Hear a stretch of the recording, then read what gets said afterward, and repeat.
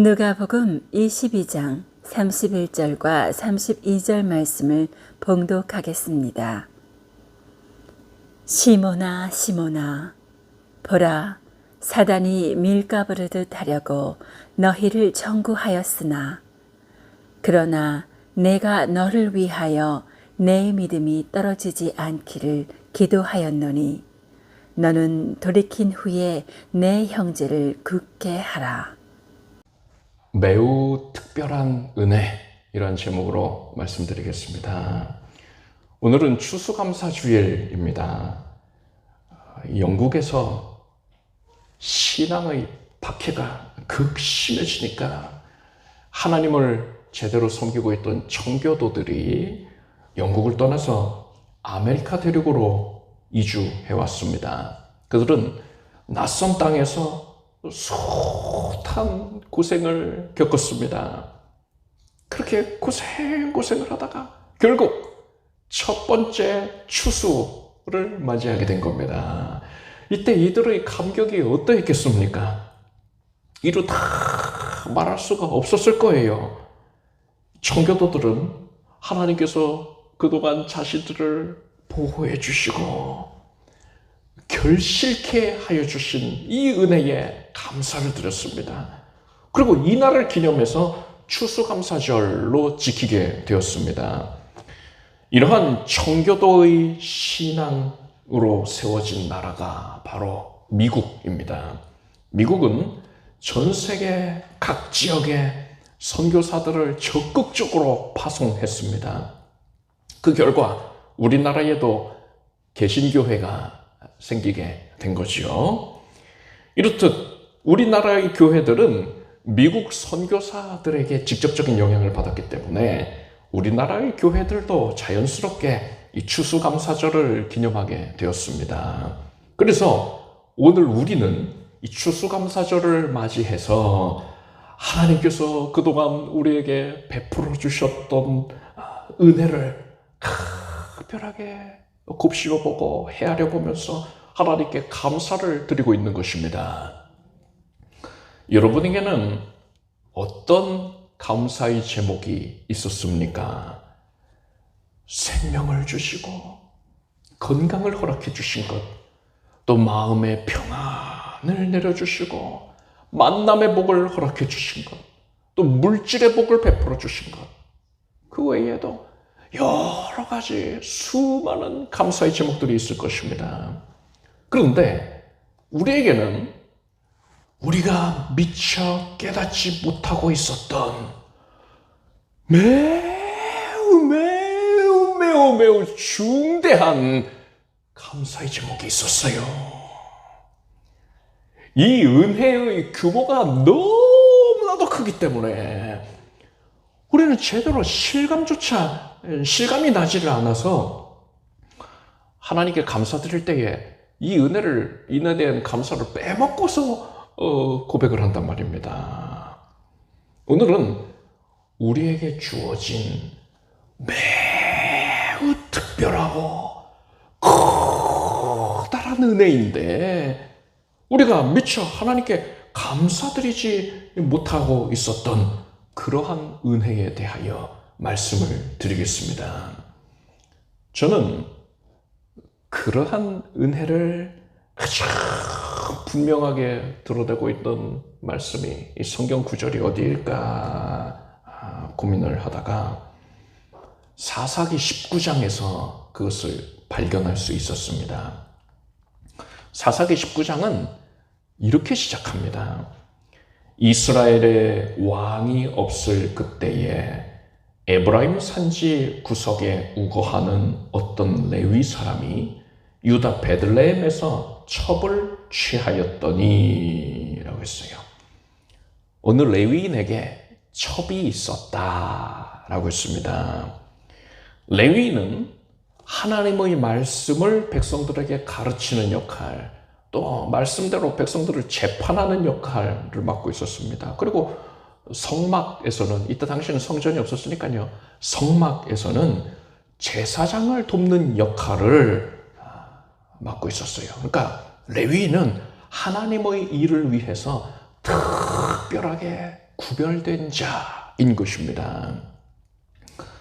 이렇듯 백성들에게 신앙적인 본을 보여야 하는 레위인이 첩을 두고 있었다라는 것은 오늘날로 치면 목회자가 그리고 또 교회의 장로가 성적인 방탕에 치우쳐 있다. 그것을 탐닉하고 있는 모습을 보인다는 것과 같다고 할 수가 있습니다.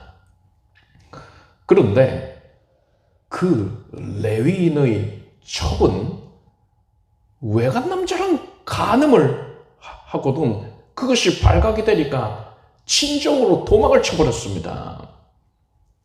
그럼에도 불구하고 이 레위인은 이 첩을 사랑해서 그 친정에 방문한 것입니다.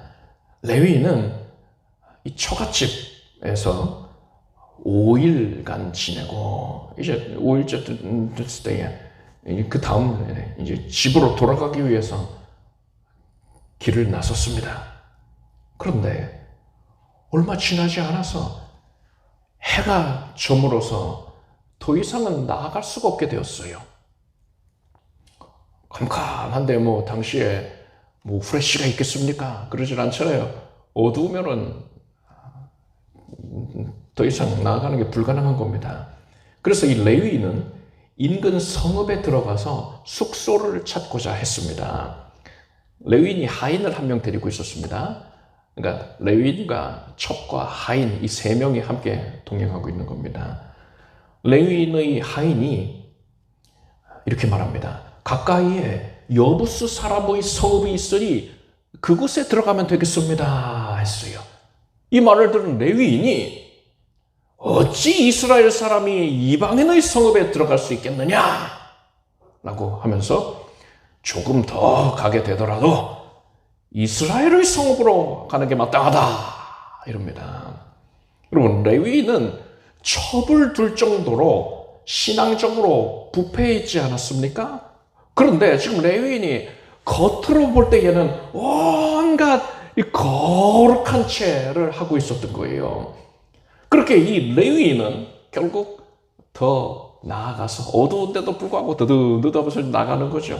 결국 더 나아가서 베냐민 지파 소유의 기브아라는 성읍에 당도하게 됐습니다.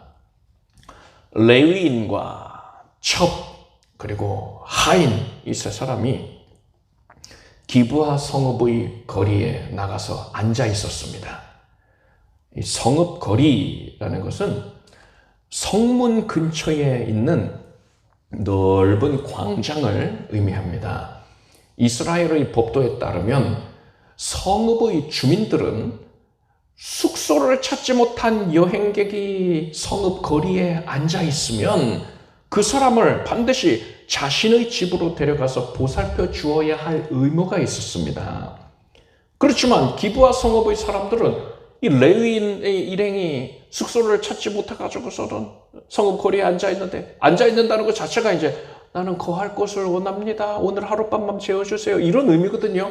그런데도 이 레위인 일행을 이 기브아 사람들이 본체만 채 하는 겁니다. 한참이 지나서야 이 레위인과 같은 고향 출신인 한 노인이 이들을 자신의 집으로 데려갔습니다. 레위인은 이 노인의 집에서 씻고서 저녁을 먹을 수가 있었습니다. 그때에 집 밖에서 누군가가 문이 부서져라 문을 두들기는 겁니다. 이쪽에서 문이 열릴 것만 같아요. 기브아 성읍의 불량배들이었습니다. 이들은 네 집에 들어올 사람을 끌어내라. 우리가 그와 상관하리라 했습니다. 상관을 한다는 것은 성관계를 갖겠다 이런 의미예요. 불량배들이 타 지역에서 온 이 레위인에게 관심이 생긴 겁니다. 성읍 광장에 앉아있는 모습을 눈여겨보았던 거예요.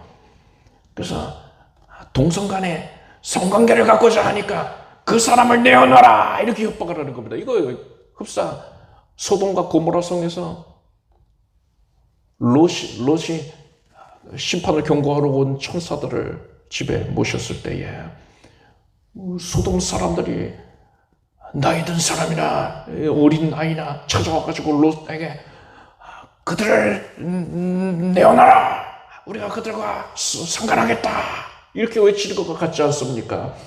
지금 이 기브아 성읍이 소돔 고모라 같은 상태인 거예요.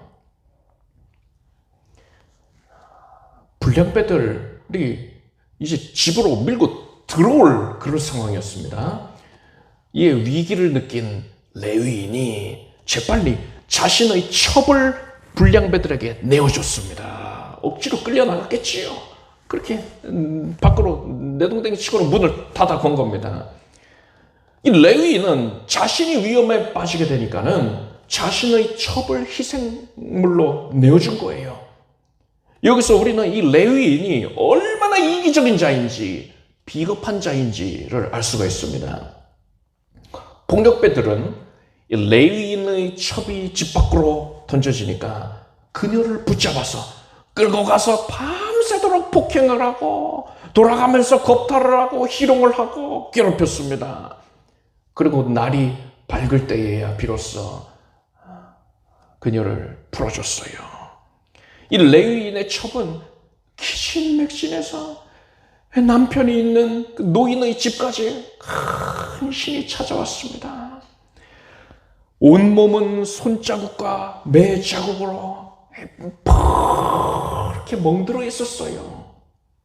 첩은 그렇게 비틀거리면서 집 앞에까지 와서는 결국 문지방을 붙잡고서 쓰러졌습니다. 문을 똑똑똑, 문 좀 열어주세요, 이렇게 두드릴 기력조차 없었던 거예요. 한편 레위인은 이제 날이 밝으니까 속히 기브아를 떠나기 위해서 하인에게 짐을 챙기라 했습니다. 이 레위인은 자신의 첩을 불량배들에게 내어준 것에 대해서는 일반의 가책을 느끼지를 않는 거예요. 그래서 그녀를 버려둔 채로 자기 하인만 데리고서 자기 집으로 돌아가려고 하고 있는 겁니다. 그렇게 집을 나서려고 문을 열었는데 문을 열 때 툭 하고 걸리는 거예요. 문이 잘 안 열려요. 자기 첩이 엎드려 있었습니다. 이 레위인은 그녀가 수치심에 부끄러워서 또 좀 몸이 안 좋아서 그래서 엎드려 있는구나, 뭐 울고 있나 보다, 그렇게 생각을 하고는 우리가 떠나가자 이렇게 말합니다.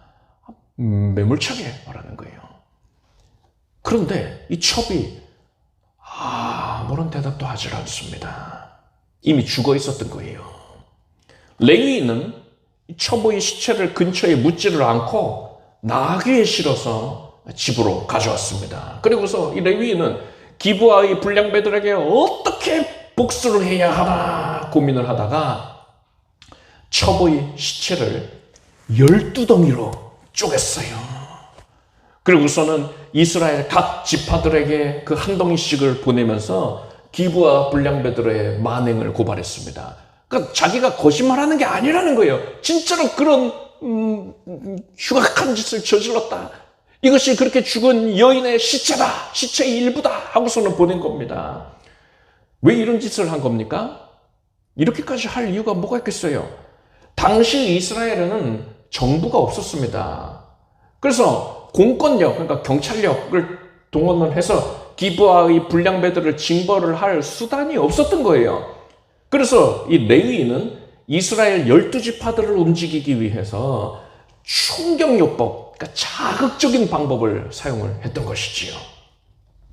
레위인의 첩의 시체를 목격한 이스라엘 12지파들은 말 그대로 충격에 빠졌습니다. 어떻게 이런 죄를 저지를 수가 있나? 그래서는 이들이 한 장소에 모입니다. 그래서 기브아의 불량배들을 징벌해야 한다라는 말을 나누었어요. 그런데 베냐민 지파에서는, 베냐민 지파에 기브아 성읍이 있다 하지 않았습니까? 베냐민 지파에서는 자기 지파 사람을 징벌할 수는 없다 이렇게 주장을 하는 거예요. 그래서 결국 11개의 지파와 베냐민 지파 간의 전쟁이 시작이 되는 겁니다. 이것이 사사기 19장 이하의 내용인 것이에요.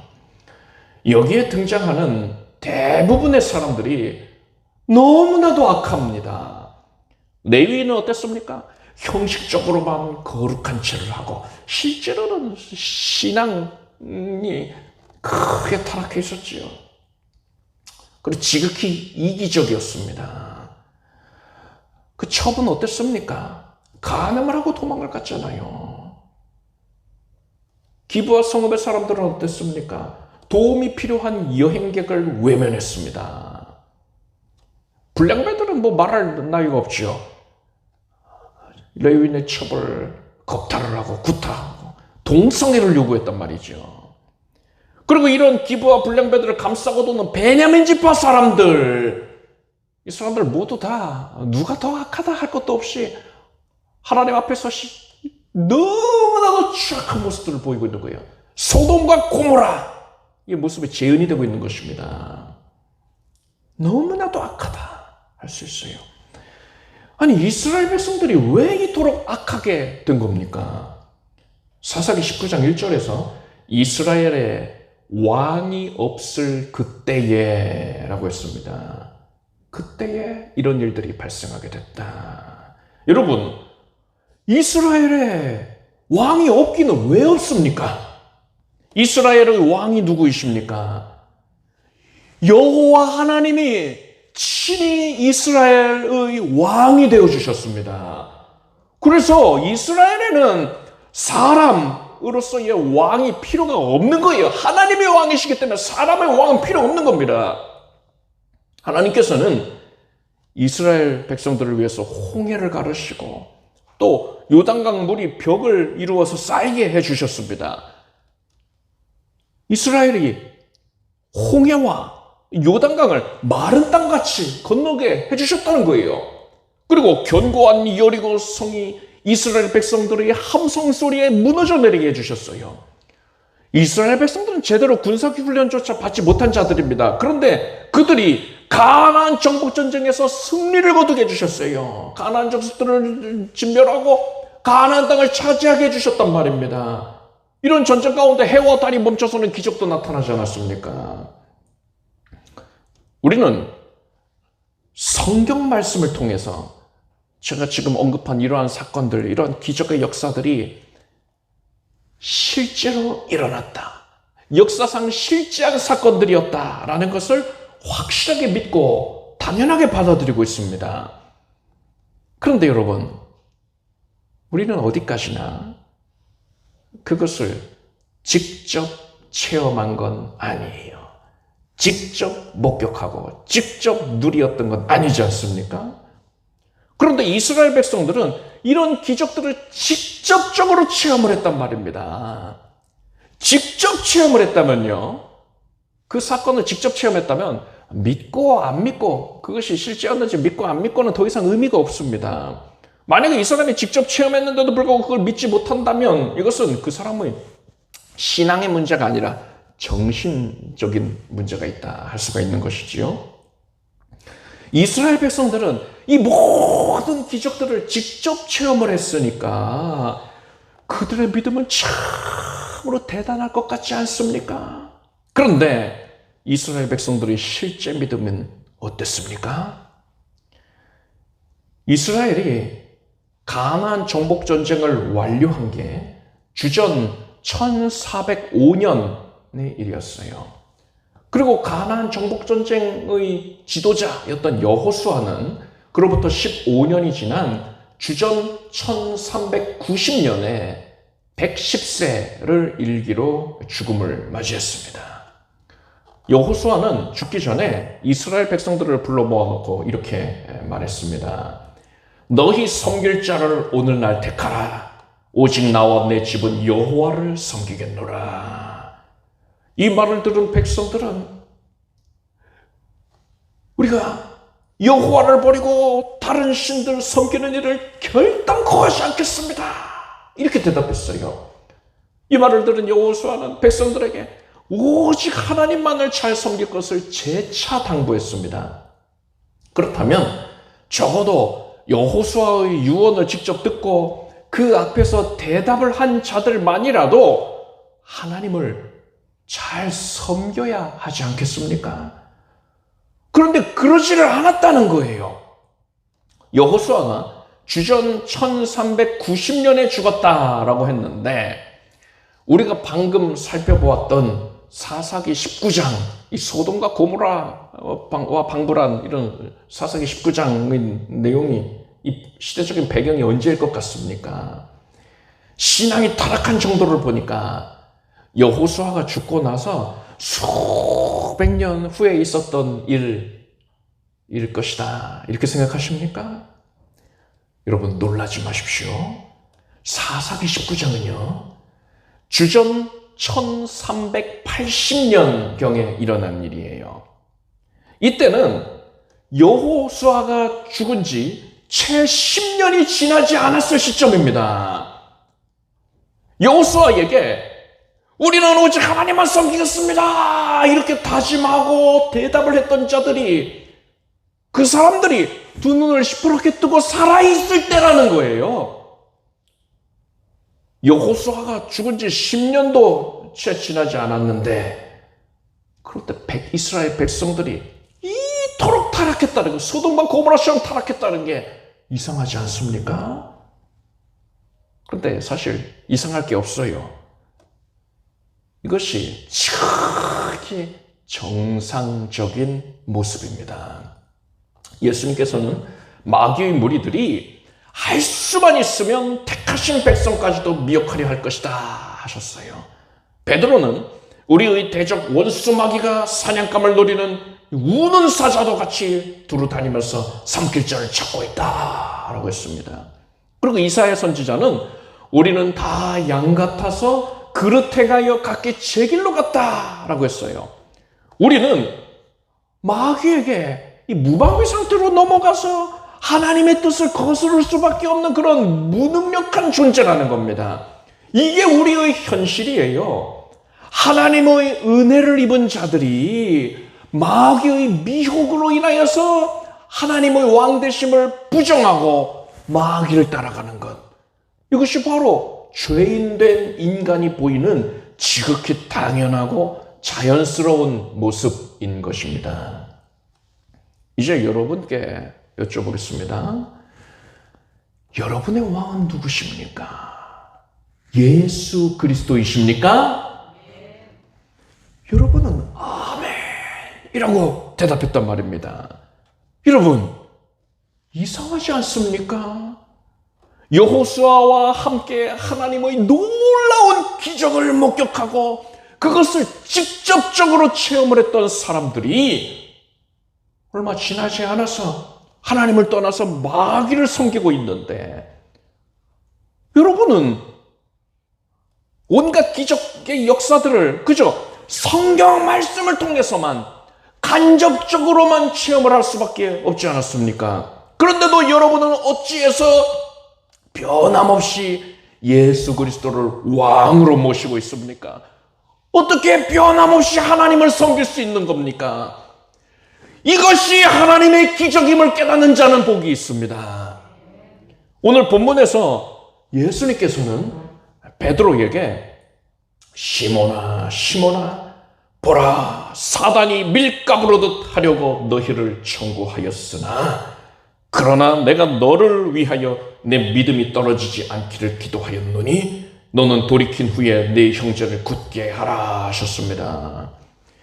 베드로를 실족시키려고 사탄이 강력하게 역사했는데 예수님께서는 베드로의 믿음을 지켜주시기 위해서 그보다 더 강력하게 기도를 하셨다는 거예요. 그런 예수님께서 오직 베드로만을 위해서 기도하시겠습니까? 아니에요. 로마서 말씀 보니까 누가 정죄하리요? 죽으실 뿐 아니라 다시 살아나신 이는 그리스도 예수시니 그는 하나님 우편에 계신 자요 우리를 위하여 간구하시는 자신이라 했습니다. 예수님께서 승천하신 후에 하나님 아버지의 보좌 우편에 앉으셔서 우리를 위해서 지금도 기도하고 계시는 것입니다. 예수님께서는 베드로의 믿음이 떨어지지 않도록 기도하셨던 것처럼 우리가 믿음에 굳게 붙들려 있게 하기 위하여서 지금도 우리를 위해서 간절하게 기도하고 계시는 거예요. 이스라엘 백성들은 하나님의 놀라운 기적을 수없이 체험했지만 당연하게도 마귀에게 미혹이 되어서 하나님을 떠나서 죄악된 길로 나아갈 수밖에 없었습니다. 그렇지만 우리들은 바로 이 은혜, 나의 믿음을 지켜주시기 위한 예수님의 노력으로 말미암아서 지금도 예수 그리스도를 주님으로 섬기고 있는 것입니다. 하나님으로 고백하고 왕이라 고백하고 섬길 수 있는 것이에요. 여러분, 우리는요 일반적으로 뉴욕에 가는 것, 뭐 프랑스 파리에 가는 것, 아니면은 뭐 영국 런던에 가는 것, 그런 도시들을 방문하는 걸 대단히 특별한 일로 여깁니다. 그런데 뉴욕에 살고 있는 사람한테 뉴욕 시내를 방문하는 것이 그 사람에게도 특별한 일일까요? 그렇지 않아요. 그냥 문만 열고 나가면은 뭐 뉴욕 시내인데 다를 게 없단 말입니다. 이것을 볼 때에 우리는 방문하려는 것이 쉽게 갈 수 없는 곳일 때에, 예를 들어서 뭐 멀리 떨어진 곳일 경우에 비로소 그곳을 특별히 의미 있게 여긴다는 걸 알 수 있습니다. 멀리 떨어진 곳으로 가는 게 의미가 있다 했습니다. 그런데 우리가 평소에 간과하고 있는 게 있습니다.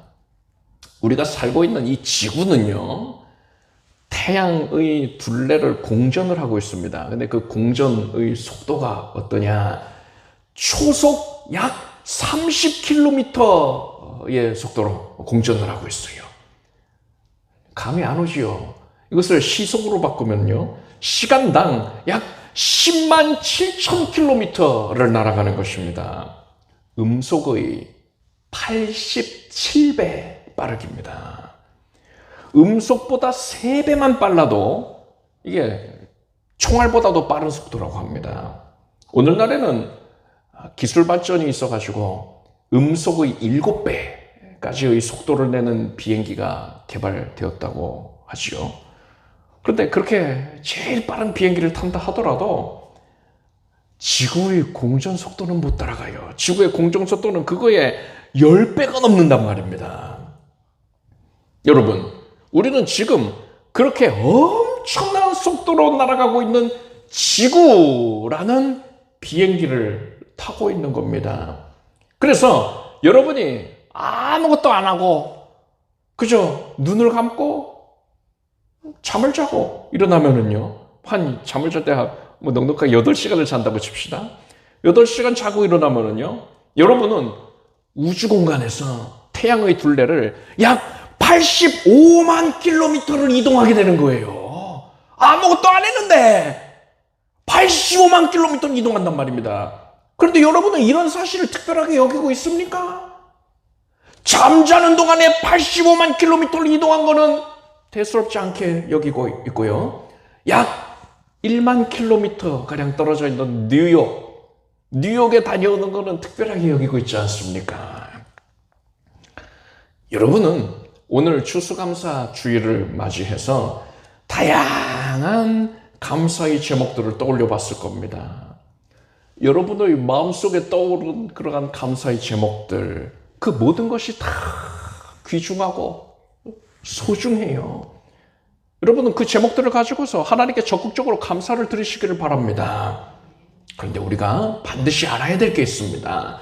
우리에게는 그 모든 감사의 제목들과는 비교조차 안 될 만큼 엄청난 규모의 매우 특별한 감사의 제목이 있다는 거예요. 그것은 바로 나를 구원하시고 내가 그 믿음에서 떨어지지 아니하도록 지금도 꽉 붙잡고 계시는 예수 그리스도의 은혜인 것입니다. 우리는 오늘도 내가 믿음을 가지고서 교회에 나와서 하나님께 예배 드리는 것, 이것을 너무나 당연하게 여기고 있었습니다. 실상 그것은 잠자는 동안에 85만 킬로미터를 이동하는 것처럼 대단한 기적이었어요. 이것을 이루어주시기 위해서 지금도 예수 그리스도께서는 우리를 위해서 간절하게 기도하고 계시단 말입니다. 자녀가 부모에게 나와서 아버지, 어머니, 저를 키우시느라 애 많이 쓰셨지요? 먹여주시고 입혀주시고 또 제가 아플 때에는 저보다 더 마음으로 아파해 주시지 않았습니까? 이렇듯 저를 키워주신 은혜에 감사드립니다. 이렇게 자녀가 말한다면 부모의 마음이 어떨까요? 대부분의 자녀들은 부모가 자녀에게 사랑을 베푸는 것을 당연하게 여깁니다. 당연하게 누리고 있지요. 그런데 나의 자녀가 그것을 당연하게 여기지 아니하고 진심을 담아서 감사를 표현한다면 그 부모의 마음에는 큰 기쁨과 감동이 있을 것입니다. 우리 하나님도 마찬가지예요. 여러분, 하나님께 감동을 안겨드리기를 바랍니다. 예수님께서 나를 참게 사랑하셔서 내가 구원의 길에서 벗어나지 않게 하려고 세심한 관심을 갖고 지켜주시는, 그 믿음을 굳건하게 붙들어주시는 그 은혜를 우리는 당연하게 여기서는 안 될 것입니다. 이것을 여러분은 대단히 특별한 은혜로 여기기를 바랍니다. 추수감사주일을 맞이해서 우리는 이 은혜를 더 크게 감사해야 할 것입니다. 하나님께 영광 돌리시길 바랍니다. 그것으로 말미암아 하나님을 기쁘시게 해드리고 하나님께 감동을 안겨드리는 저희 여러분이 되기를 바랍니다. 기도하겠습니다. 하나님, 감사합니다. 구원해 주신 은혜도 감사하고 우리의 믿음을 지켜주신 은혜도 감사드립니다. 하나님이 지켜주시지 아니하면 우리를 실족하여서 마귀에게 미혹되어서 소돔과 고모라 같은 모습을 보일 수밖에 없는 것이 현실인데 웬 말인지 웬 은혜인지 예수님이 우리 신앙을 지켜주시기, 예수님을 왕으로 모시게 해주시니 감사드립니다. 이제 이 은혜를 기뻐하며 하나님께 영광 돌리는 삶 살게 하소서. 이 큰 은혜에 크게 감사하는 삶을 살게 하여 주시옵소서. 하나님만 높임 받아 주시옵소서. 예수님의 이름으로 기도드립니다. 아멘. 모두 자리에서 일어나시기 바랍니다. 가슴에 손 얹으시고 아픈 곳에 손 얹으시고 믿음으로 기도하겠습니다. 하나님, 추수감사절을 맞이하여서 우리가 기쁨 가운데 예배하게 해주신 것을 감사드립니다. 우리가 감사해야 할 제목을 헤아려 보게 해주신 것도 감사하고 우리가 미처 깨닫지 못하였던 막대한 은총에 감사하게 해주신 것을 감사합니다. 이제 예수님의 은혜로 우리의 속사람의 능력으로 강건케 되었습니다. 하나님께서 만지셔서 평안을 얻었습니다. 우울증이 사라졌습니다. 마음의 모든 고통스러워하던 것이 사라졌습니다. 예수께서 고쳐내셨습니다. 예수님의 은혜로 나는 평안합니다. 감사합니다. 예수 그리스도께서 영혼이 잘돼같이 범사가 잘되고 강건케 해주시는 은총을 내리시니 감사합니다. 우리의 연약한 육신을 보소서. 주님 감사합니다. 연약을 인해서 주님을 더 의지하게 해주시니 감사합니다. 주님께 비옵기든 우리에게 건강 주셔서 주를 위해 헌신하는 삶 살게 해주소서. 하나님 나라의 확장을 위해서 또 우리 교회에 맡겨주실 사명이 그렇게 큰 사명이 있을 것인데 그것을 위하여서 우리가 예비되게 하소서. 주일에 헌신하는 데 어려움이 없도록 하나님께서 강력하게 능력의 손으로 붙잡아 주셔서 강건케 하소서. 예수 그리스도께서 원하시니 나음을 받을지어다. 암세포가 사라져라. 모든 항암 치료 과정 가운데에서 일체의 연약, 부작용이 없을 것이고 하나님의 면역력을 온전히 해주시는 것을 누리게 될지어다.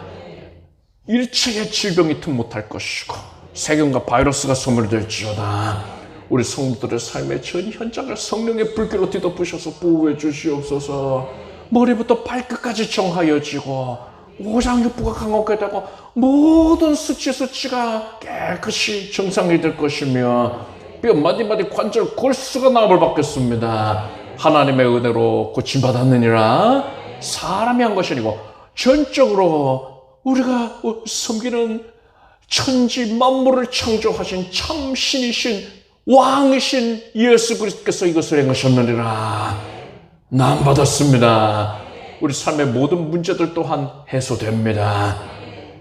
온 가족들이 구원의 은혜 안에 머물 것이고 예수 그리스도를 기쁨 가운데에 영접하여 예수 그리스도께 영광을 올릴 것입니다. 각 가족들이 이루고자 하는 바, 소원하는 바를 다 들으셨습니다. 그 기도의 제단이 이루어지고 기도의 향연이 하나님 보좌 앞에까지 상달이 됩니다. 성령께서 이것을 이루어 주셨습니다. 이제 모든 문들이 열려지게 될지어다. 진학이 이루어질 것이고 취업이 이루어질 것이고 만남의 복이 이루어질 것이고 믿음의 교제가 있어서 믿음의 가정을 일구게 될 것이고 혼사가 주장됨에 있어서 일체의 연약이 없을지어다. 하나님의 은혜의 역사만 있을지어다. 잉태의 복도 주시고 순살의 복도 주시고 온 가정 가운데에 기쁨의 은총이 흘러넘치게 하시옵소서. 장막의 문제를 해소하여 주시고 물질의 어려움을 해소하여 주시고 하나님께서 복 주시기로 작정하셨으니 하늘 문을 여셨으니 그 복이 부어져서 우리가 준비한 믿음의 그릇에 흘러 넘치는 것을 보게 하여 주시옵소서. 예수님의 이름으로 간절히 축복하고 기도드립니다. 믿은 대로 될지어다. 하나님께 박수 올리겠습니다. 자리에 앉으셔서 준비하신 예물을 정성된 마음으로 하나님께 드리겠습니다. 드리신 예물을 위해 축복 기도하겠습니다. 하나님, 하나님의 은혜에 감사하여서 기쁨 가운데에 자원작정한 마음으로 추수감사 예물을 올렸습니다. 또한 11조 헌금과 선교 헌금과 그 외에 각양의 제목들 헌금을 하나님 앞에 올리나이다. 이 예물을 하나님께서 아름답게 연락하여 주시고 이 예물을 쓰여지는 곳에 하나님 나라 확장이 일어나게 해주시고 이 예물을 드린 심령을 크게 복되게 해주시옵소서. 우리 성도들의 산업이 크게 번성하여서 우리 교회를 통하여 하나님이 이루어가실 사명을 감당하는 데에 헌신하는 데에 조금 더 어려움이 없게 해주시옵소서. 헌신의 분량이 더해지게 해주시옵소서. 예수님의 이름으로 기도드립니다. 아멘. 교회 소식을 말씀드리겠습니다. 오늘은 사경회 사복음서 6번째 시간입니다. 추수감사 꽃꽂이를 비롯해서 다양한 부분에 있어서 많은 성도님들께서 또 헌신해 주셨습니다. 이렇게 앞에 단상도 꾸며주시고 떡도 준비를 해주시고 이렇게 하나님께 감사의 마음을 다양한 방법으로 표현하였습니다. 하나님께서 기쁘게 영광 받으시는 줄로 믿습니다. 암송구절 요한복음 6장 63절 말씀을 우리가 함께 읽겠습니다. 살리는 것은 영이니 육은 무익하니라. 내가 너희에게 이른 말이 영이요 생명이라. 이 말씀을 한 주간 암송하시고 다가오는 금요일에 이 말씀을 가지고 설교를 할 것입니다. 성경 읽기표대로 성경을 읽어 나가겠습니다.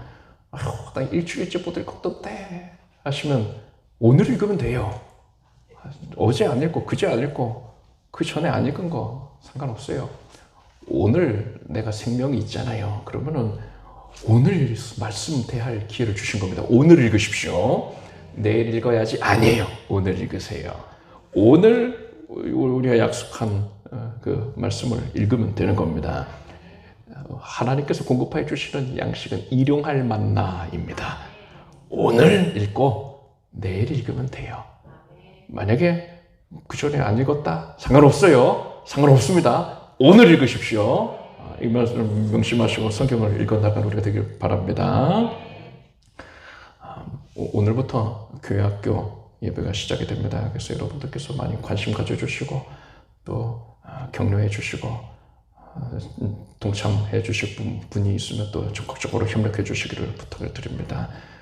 모두 자리에서 일어나셔서 성령을 부르시겠습니다.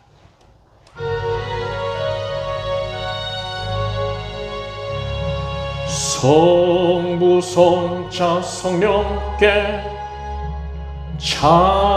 찬송과 영광 돌려보내세.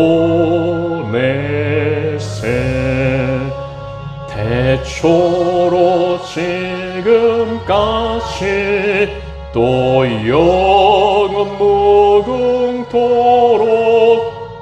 성삼위께 영광